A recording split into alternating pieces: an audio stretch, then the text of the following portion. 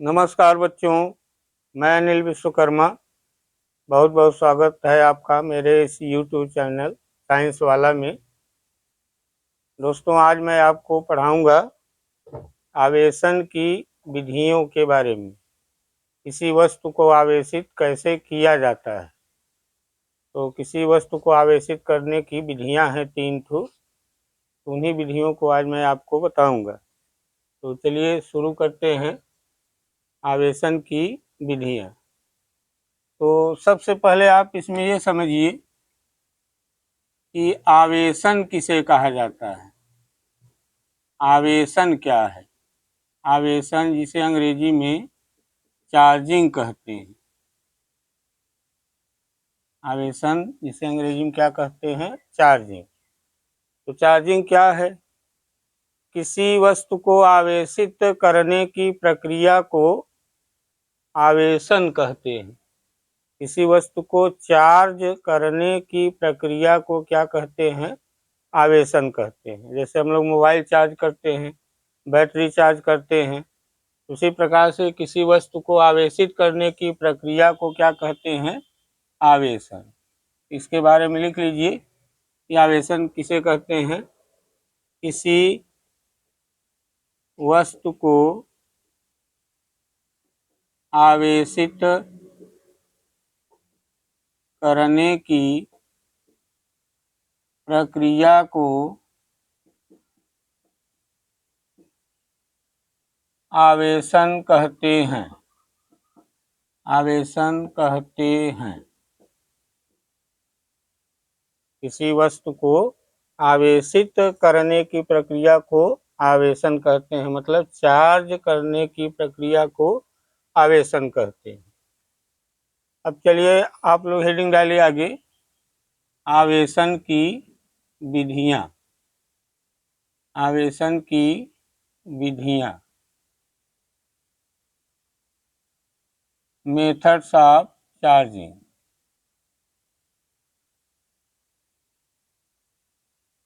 Methods of charging.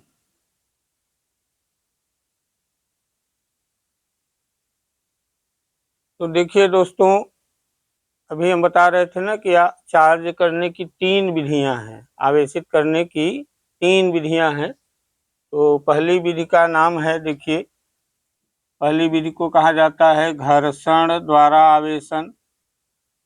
घर्षण द्वारा आवेशन। आवेशन लिखना चाहे लिख सकते हैं बाय फ्रिक्शन। और दूसरी विधि का नाम है चालन द्वारा आवेशन। चालन द्वारा आवेशन बाय कंडक्शन कहा जाता है, कंडक्शन। और तीसरी विधि का नाम है प्रेरण द्वारा आवेशन। प्रेरण द्वारा बाय इंडक्शन। तो दोस्तों, किसी वस्तु को चार्ज करने की यही 3 विधियां हैं। इन्हें आप नोट कर लीजिए। पहले ये लिख लीजिए, किसी वस्तु को आवेशित करने की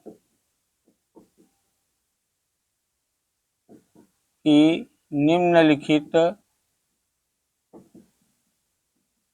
3 विधियां हैं। 3 विधियां हैं। उसके बाद पहला, दूसरा, तीसरा लिख लीजिए। चलिए इसे हम मिट दे रहे हैं। वीडियो रोक के नोट कर सकते हैं आप लोग। तो चलिए समझते हैं कि वस्तु को घर्षण द्वारा कैसे आवेशित किया जाता है। तो पहला हेडिंग डाल दीजिए, घर्षण द्वारा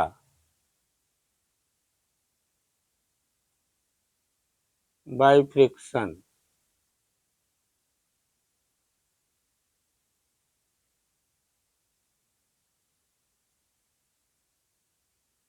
तो देखिए दोस्तों, आप लोगों को पता होगा कि जो वस्तुएं होती हैं जो वस्तुएं होती हैं, जैसे कि ये पेन है हमारा, ये पेन एक वस्तु है। तो जितनी भी वस्तुएं होती हैं वो किसी न किसी पदार्थ से बनी होती हैं। जैसे ये पेन है तो ये भी किसी न किसी पदार्थ से मिलकर बना है। तो वस्तु जो होती हैं वो किसी न किसी पदार्थ से मिलकर बनी होती हैं। और ये जो पदार्थ होता है ये अणुओं से मिलकर बना होता है, और ये जो अणु होता है ये परमाणुओं से मिलकर बना होता है। वस्तु पदार्थ से मिलकर बनते हैं और पदार्थ अणुओं से मिलकर बनता है, और अणु जो है परमाणुओं से मिलकर बनता है। और दोस्तों, परमाणु इलेक्ट्रॉन, प्रोटॉन और न्यूट्रॉन से मिलकर बना हुआ है। मतलब परमाणु में इलेक्ट्रॉन है, प्रोटॉन है और न्यूट्रॉन है। तो इसे आप समझिए कि जितनी भी वस्तुएं हैं वो किसी न किसी पदार्थ से मिलकर बनी है, और पदार्थ अणुओं से मिलकर बना है, और अणु परमाणुओं से मिलकर बना है। परमाणु में क्या है? इलेक्ट्रॉन, प्रोटॉन और न्यूट्रॉन। तो एक चीज और आप लोग समझिए, ये जो परमाणु होता है, परमाणु में एक नाभिक होता है। नाभिक, इसे नाभिक कह सकते हैं। इसमें प्रोटॉन और न्यूट्रॉन होते हैं। इसमें प्रोटॉन P और न्यूट्रॉन N होते हैं, प्रोटॉन न्यूट्रॉन।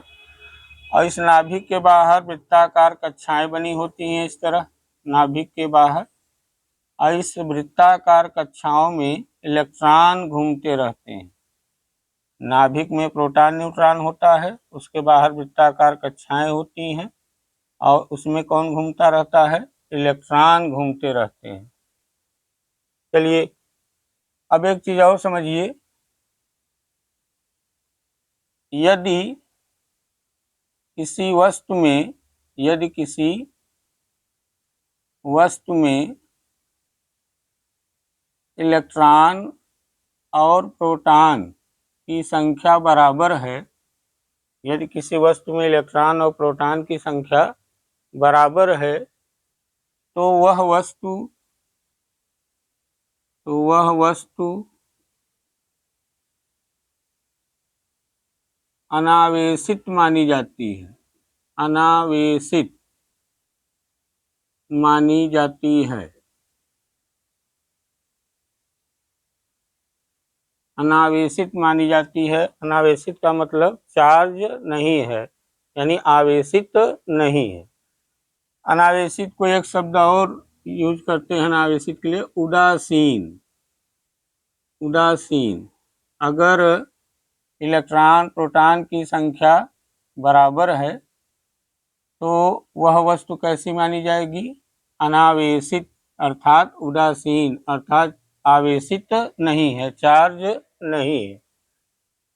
और यदि किसी वस्तु में इलेक्ट्रॉन और प्रोटॉन की संख्याएं बराबर नहीं है, इलेक्ट्रॉन प्रोटॉन की संख्या बराबर नहीं है, मतलब इलेक्ट्रॉन कम है प्रोटॉन ज़्यादा है, या प्रोटॉन कम है इलेक्ट्रॉन ज़्यादा है, तो वह वस्तु आवेशित मानी जाती है। तो वह वस्तु कैसी मानी जाएगी? आवेशित मानी जाती है। आवेशित मतलब चार्ज, यानी वस्तु क्या है? चार्ज है। इसे पढ़कर देख लीजिए, अगर इलेक्ट्रॉन प्रोटॉन की संख्या बराबर है तो वस्तु अनावेशित है, मतलब चार्ज नहीं है, या कहिए उदासीन है। और अगर किसी वस्तु में इलेक्ट्रॉन प्रोटॉन की संख्या बराबर नहीं है तो वह वस्तु आवेशित मानी जाती है, चार्ज मानी जाती है। तो चलिए देखिए, घर्षण द्वारा किसी दो वस्तुओं को कैसे आवेशित किया जाता है। तो जैसे मान लीजिए हमारे पास दो वस्तुएं हैं, तो पहली वस्तु का परमाणु हम इधर दिखा रहे हैं, दूसरी वस्तु का परमाणु हम इधर दिखा रहे हैं। तो चलिए पहली वस्तु के परमाणु में नाभिक होगा, तो नाभिक बना दिया जाए। ये मान लीजिए नाभिक है, नाभिक में प्रोटॉन न्यूट्रॉन रहते हैं। इसके बाद बाहर वृत्ताकार कक्षाएं इस तरह की होती हैं। चलिए, पहली वस्तु का परमाणु दिखाया गया और ये दूसरी वस्तु का नाभिक, इसमें भी प्रोटॉन न्यूट्रॉन, इसके बाद वृत्ताकार कक्षाएं होती हैं। तो वृत्ताकार कक्षाओं को चलिए दिखा दिया गया। ये पहली वस्तु है और ये दूसरी वस्तु है। पहली और दूसरी वस्तु का ये परमाणु मान लीजिए दिखाया गया है। अब दोस्तों मान लिया जाए कि पहली वस्तु के परमाणु में 11 या 12 प्रोटॉन हैं, 12 इलेक्ट्रॉन हैं और 12 प्रोटॉन हैं। पहली वस्तु के परमाणु में 12 इलेक्ट्रॉन हैं, 12 प्रोटॉन हैं। और इसमें मान लिया जाए दूसरी वस्तु के परमाणु में इलेक्ट्रॉन 10 हैं और प्रोटॉन भी 10 हैं। तो इसमें इलेक्ट्रॉन 12 हैं, प्रोटॉन 12 हैं, इसमें इलेक्ट्रॉन 10 हैं, प्रोटॉन 10 हैं। तो 12 इलेक्ट्रॉन हम यहाँ दिखा दे रहे हैं। 1 2 3 4 5 6 7 8 9 10 11 12। तो चलिए, इलेक्ट्रॉनों को हम दिखा दिए। काले काले जो दिख रहे हैं ये क्या हैं? इलेक्ट्रॉन है। इसमें 10 इलेक्ट्रॉन है तो 10 इलेक्ट्रॉन दिखा सकते हैं। चलिए, 1 2 3 4 5 6 7 8 9 और मान लीजिए 10। अपने से और दिखा सकते हैं, कोई जरूरी नहीं है, ये तो सिर्फ घर्षण द्वारा समझाना है। तो चलिए, पहली वस्तु हो गई, दूसरी वस्तु हो गई। इसके अंदर 12 प्रोटॉन, 12 इलेक्ट्रॉन, 12 प्रोटॉन है और इसके अंदर 10 इलेक्ट्रॉन, 10 प्रोटॉन है। अब यहाँ देख लीजिए एक चीज और कि यहाँ इलेक्ट्रॉन प्रोटॉन की संख्या क्या है? बराबर है। वहाँ भी देखिए इलेक्ट्रॉन प्रोटॉन की संख्या क्या है? बराबर है। तो इलेक्ट्रॉन प्रोटॉन की संख्या बराबर अगर है तो वस्तु कैसी मानी जाएगी? अनावेशित, मतलब चार्ज नहीं है, आवेशित नहीं है। इस समय ये भी वस्तु आवेशित नहीं है, ये भी वस्तु आवेशित नहीं है, मतलब कैसी है? उदासीन है। उदासीन है। ये भी क्या है? उदासीन है, मतलब आवेशित नहीं है, मतलब चार्ज नहीं है। तब ये दोनों आवेशित नहीं है, इस समय चार्ज नहीं है, तब इन्हें ही क्या किया जाए? घर्षण द्वारा आवेशित किया जाए। देखिए दोस्तों, इन्हें घर्षण द्वारा आवेशित करने के लिए दोनों वस्तुओं को अपने हाथ में लीजिए। पहली वस्तु को इस हाथ में लीजिए, दूसरी वस्तु को इस हाथ में लीजिए और दोनों को रगड़िए। दोनों को कुछ देर तक क्या कीजिए? रगड़िए। तो रगड़ने से क्या होगा कि इन परमाणुओं को ऊर्जा मिल जाएगी। रगड़ने की वजह से इन परमाणुओं को क्या मिलेगी? ऊर्जा। ऊर्जा मिलने के कारण इलेक्ट्रॉन जो हैं, इस वस्तु के बाहरी कक्षा के कुछ इलेक्ट्रॉन इसमें जा सकते हैं या इस परमाणु के बाहरी कक्षा के इलेक्ट्रॉन इसमें आ सकते हैं, क्योंकि बाहरी कक्षा के इलेक्ट्रॉनों को क्या मिल गई है? ऊर्जा। ऊर्जा अंदर वाली कक्षाओं को भी मिलती है, लेकिन सबसे पहले ऊर्जा किसे मिलेगी? बाहरी कक्षाओं को। तो रगड़ने की वजह से इन दोनों परमाणुओं को क्या मिला? ऊर्जा। और सबसे पहले किन इलेक्ट्रॉनों को ऊर्जा मिली? जो बाहरी कक्षा के इलेक्ट्रॉन है। और ऊर्जा मिलने के कारण मान लिया जाए कि इस वस्तु में से 2 इलेक्ट्रॉन निकलकर इस वस्तु में प्रवेश कर गए।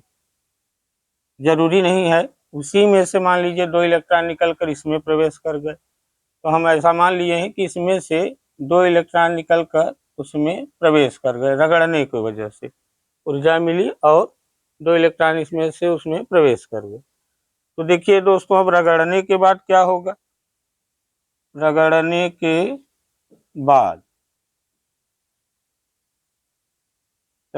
के बाद देखिए इन दोनों वस्तुओं में क्या हुआ होगा। तो देखिए, इसमें जब इसे रगड़ा नहीं गया था दोनों को, तो इसमें कितने इलेक्ट्रॉन थे? 12 और इसमें 10। और जब दोनों को रगड़ दिया गया आपस में पकड़कर, तो इसमें से 2 इलेक्ट्रॉन निकल गए, इस वस्तु में से 2 इलेक्ट्रॉन निकल गए। तो देखिए अब इसमें इलेक्ट्रॉन कई ठो हैं, 12 में से 2 निकल गए तो कितने बचे, 10। और प्रोटॉन अब भी उतने ही हैं, 12। प्रोटॉन तो गए नहीं हैं, प्रोटॉन को कोई निकाल भी नहीं सकता। प्रोटॉन को निकालने के लिए बहुत ज़्यादा मात्रा में ऊर्जा चाहिए होती है, तो प्रोटॉन को कोई नहीं निकाल सकता। चलिए आगे इसमें देखिए, इसमें क्या हुआ, 2 इलेक्ट्रॉन इसमें आ गए। तो पहले इलेक्ट्रॉन कई ठो थे, 10 इलेक्ट्रॉन 10 थे, और 2 इलेक्ट्रॉन और आ गए, तो +2 जोड़ दीजिए कितना, 12। और इसमें प्रोटॉन अब भी कितने हैं, 10। तो देखिए रगड़ने के बाद क्या हुआ कि इस वस्तु में इलेक्ट्रॉन 10 हो गए हैं और प्रोटॉन 12, और इसमें इलेक्ट्रॉन 12 हो गए हैं, प्रोटॉन 10। अब देखिए, अब इस वस्तु में देखिए तो इलेक्ट्रॉनों की संख्या देखिए, प्रोटॉनों की संख्या देखिए, क्या इलेक्ट्रॉनों प्रोटॉनों की संख्या बराबर है, नहीं है। यहाँ भी देखिए इलेक्ट्रॉन प्रोटॉन की संख्या बराबर है, नहीं है।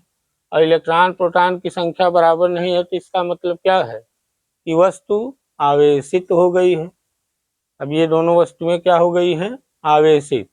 क्यों आवेशित हो गई, क्योंकि इलेक्ट्रॉन प्रोटॉन की संख्याएं बराबर नहीं है। यहाँ भी इलेक्ट्रॉन प्रोटॉन की संख्याएं बराबर नहीं है, तो इसका मतलब अब ये दोनों वस्तुएं क्या हो गई हैं, आवेशित हो गई हैं, चार्ज हो गई हैं। चलिए, तो इसी को कहते हैं घर्षण द्वारा आवेशन। अब दोस्तों एक चीज और समझिए, कि आवेशित तो हो गई हैं दोनों वस्तुएं, चार्ज हो गई हैं। अब ये देखा जाए कि इन दोनों वस्तुओं पे किस प्रकार का आवेश आया है, कौन धनावेशित हुआ, कौन ऋणावेशित हुआ। तो देखिए इस परमाणु में से, इस वस्तु के परमाणु में से 2 इलेक्ट्रॉन निकल गए हैं, और अगर इसमें से 2 इलेक्ट्रॉन निकल गए, इसमें इलेक्ट्रॉनों की कमी हुई होगी, और इलेक्ट्रॉनों की कमी के कारण इस पे धन आवेश आ गया होगा। पिछले वीडियो में आपको बताया गया था, इलेक्ट्रॉनों की कमी के कारण उत्पन्न आवेश को क्या कहते हैं, धन आवेश। इसमें से जब 2 इलेक्ट्रॉन निकल गए, इसमें इलेक्ट्रॉनों की क्या हुई होगी, कमी हुई होगी। कमी होने के, इलेक्ट्रॉनों की कमी होने के वजह से इस पे कौन सा आवेश आया होगा, धन आवेश। अर्थात ये धन आवेशित हो गई है, ये वस्तु क्या हो गई है, धन आवेशित हो गई है, धन आवेशित हो गई है, पॉजिटिव चार्ज आ गया है इस पे। और यहाँ देखिए क्या है, इसमें परमाणु में 2 इलेक्ट्रॉन देखिए प्रवेश कर रहे हैं, और 2 इलेक्ट्रॉन जब प्रवेश किए तो देखिए इसमें पहले 10 थे, अब इलेक्ट्रॉन कितने हो गए, 12। मतलब इलेक्ट्रॉनों की अधिकता हो गई है। इसमें 2 इलेक्ट्रॉन जब प्रवेश कर गए तो इसमें इलेक्ट्रॉनों की क्या हो गई, अधिकता। और इलेक्ट्रॉनों की अधिकता के कारण इस पे कौन सा आवेश उत्पन्न हो गया होगा, ऋण आवेश। इलेक्ट्रॉनों की अधिकता के कारण इस पे कौन सा आवेश आ गया होगा, ऋण आवेश। अर्थात ये ऋण आवेशित हो गई है, ये वस्तु क्या हो गई है, ऋण आवेशित हो गई है। देखिए दोनों वस्तुओं को रगड़ने से ये दोनों वस्तुएं आवेशित हो गई, चार्ज हो गई। ये वस्तु धन आवेशित हो गई, ये वस्तु ऋण आवेशित हो गई। यही है घर्षण द्वारा आवेशन। इसे आप लोग चित्र को बना लीजिए, और पहले हम लिख दे रहे हैं, उसके बाद इसे बना लीजिएगा। स्क्रीनशॉट ले लीजिए, बाद में बनाइएगा। तो मीट दे रहे हैं ना, चलिए मीट दे रहे हैं।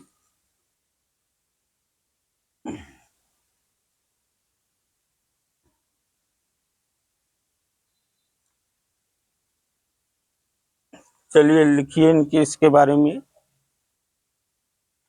जिन 2 वस्तुओं को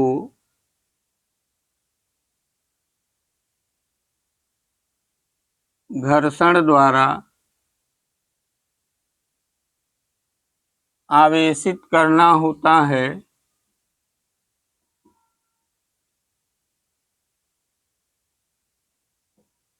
आवेशित करना होता है, उन वस्तुओं को उन दोनों वस्तुओं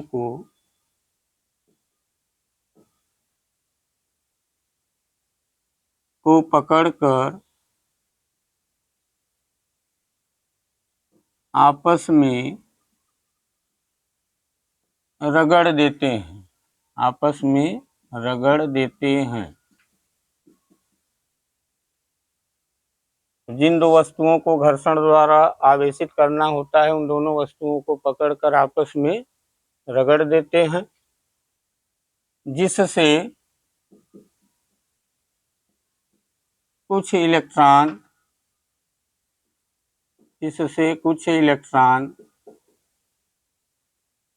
निकल जाते हैं, इससे कुछ इलेक्ट्रॉन निकल जाते हैं, या कहिए छटक जाते हैं।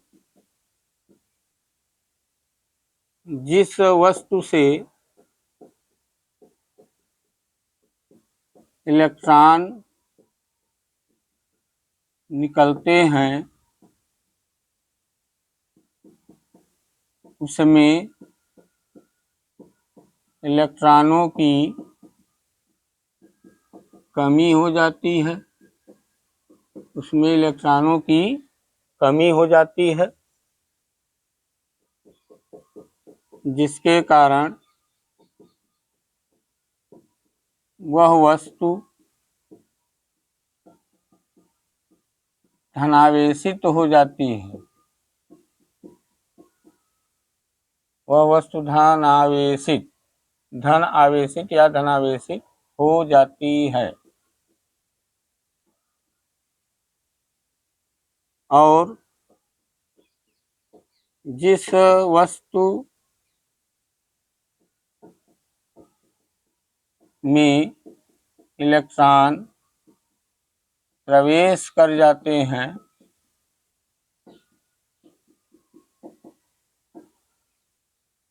उसमें इलेक्ट्रॉनों की अधिकता हो जाती है, उसमें इलेक्ट्रॉनों की अधिकता हो जाती है, उसमें इलेक्ट्रॉनों की अधिकता हो जाती है, जिसके कारण वह वस्तु ऋणावेशित हो जाती है,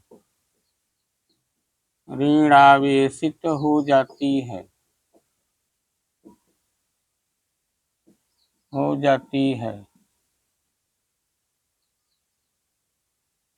इसी प्रक्रिया को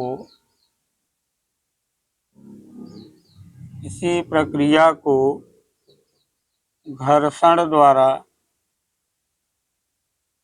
आवेशन कहते हैं। इसी प्रक्रिया को घर्षण द्वारा आवेशन कहते हैं। इसे आप लोग नोट कर लीजिए, तब दूसरी विधि के बारे में बताया जाए।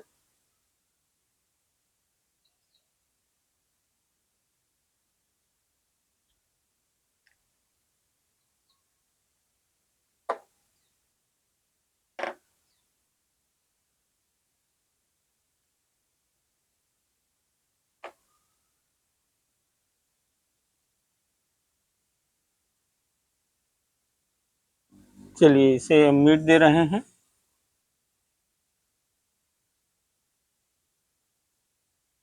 चलिए दूसरी विधि को समझते हैं, चालन द्वारा आवेशन।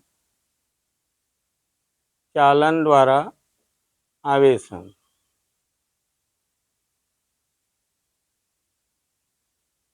By conduction.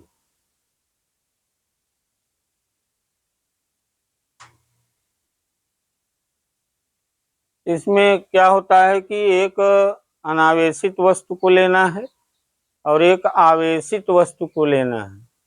यानी एक ऐसी वस्तु लीजिए जो पहले से ही चार्ज हो, एक ऐसी वस्तु लीजिए जिसे आपको चार्ज करना हो। एक आवेशित वस्तु लीजिए, एक अनावेशित वस्तु लीजिए, और दोनों को स्पर्श कराइए। दोनों को क्या कराइए? स्पर्श। और स्पर्श कराने से अनावेशित वस्तु आवेशित हो जाए। स्पर्श कराने से अनावेशित वस्तु क्या हो जाए?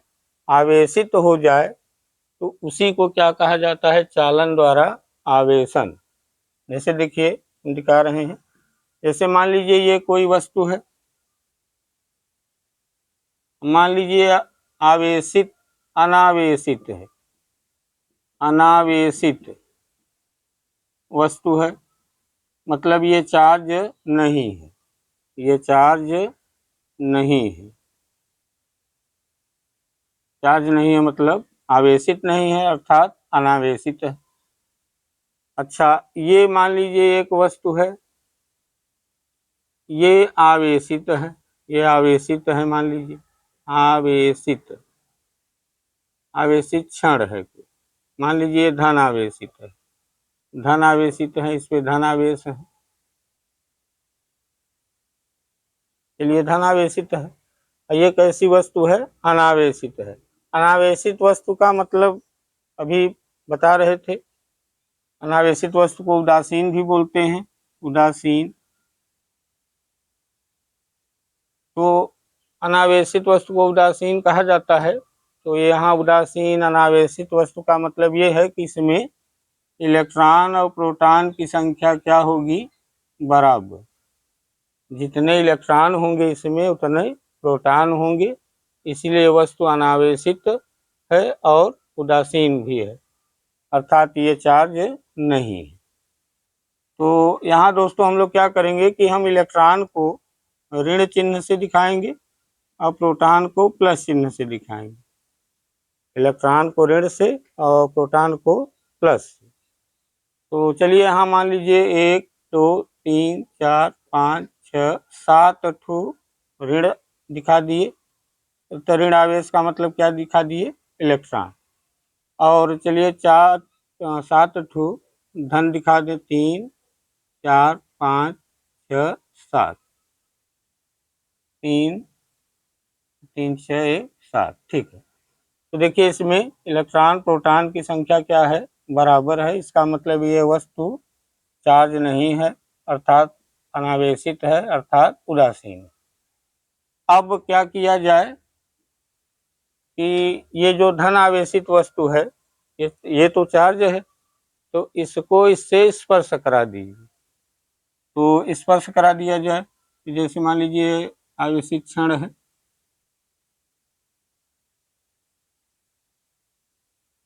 चलिए ये धन आवेशित है और इससे इस उदासीन वस्तु को स्पर्श कराइए, मान लीजिए स्पर्श करा दिए इस तरह से। स्पर्श कराने का मतलब टच करा दीजिए, यानी इसको इससे सटा दीजिए।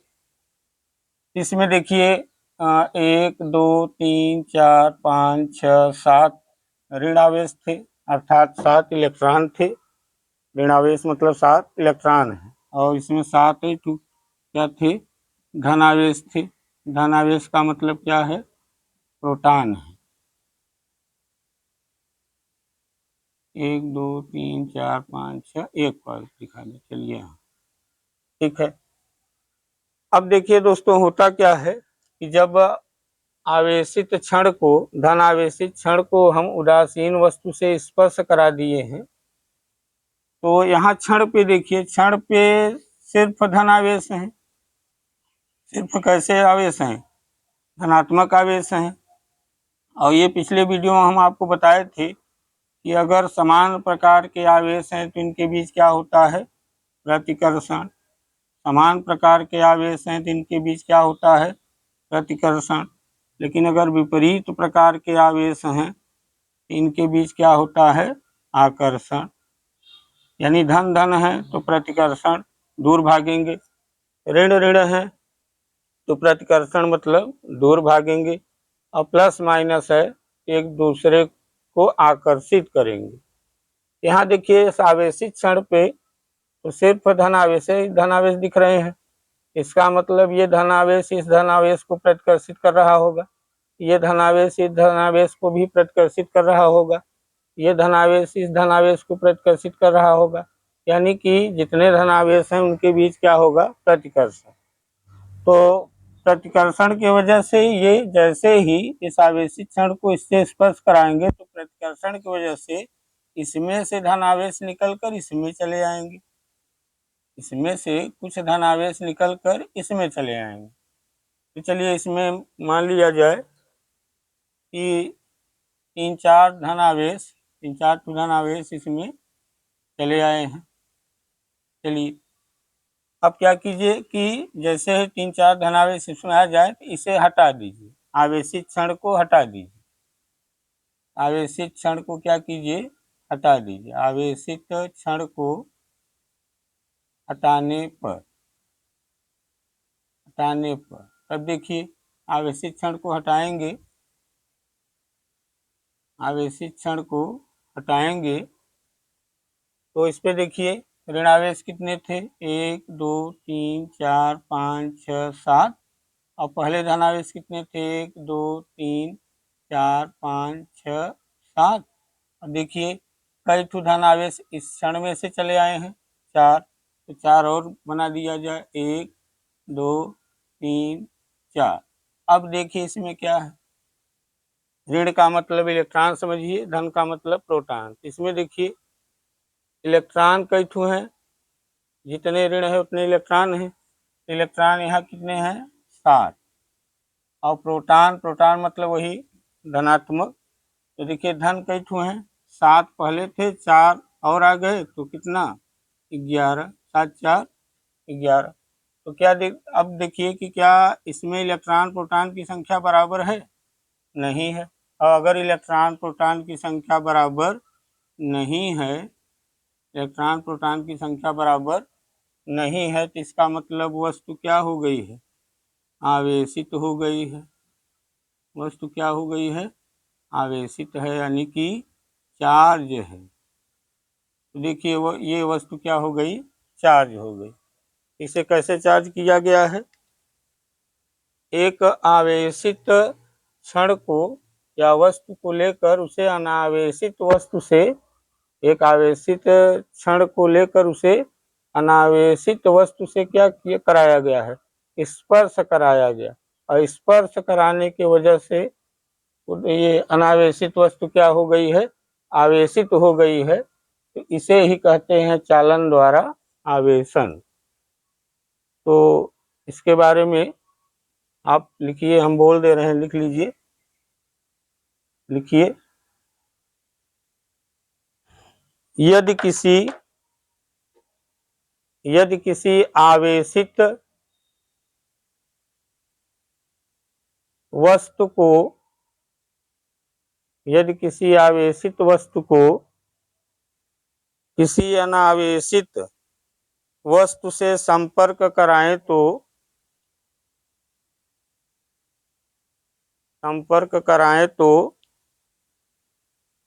अनावेशित वस्तु पर भी उसी प्रकार का आवेश उत्पन्न हो जाता है,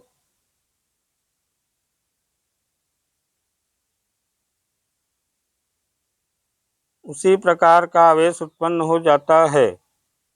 इस घटना को चालन द्वारा आवेशन कहते हैं।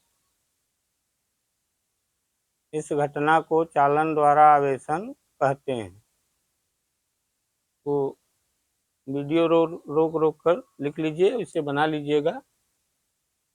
तो दोस्तों आज की वीडियो यहीं तक रहने दीजिए, एक विधि बची हुई है, इसे अगले वीडियो में हम आपको बताएंगे। चलिए तब तक के लिए नमस्कार।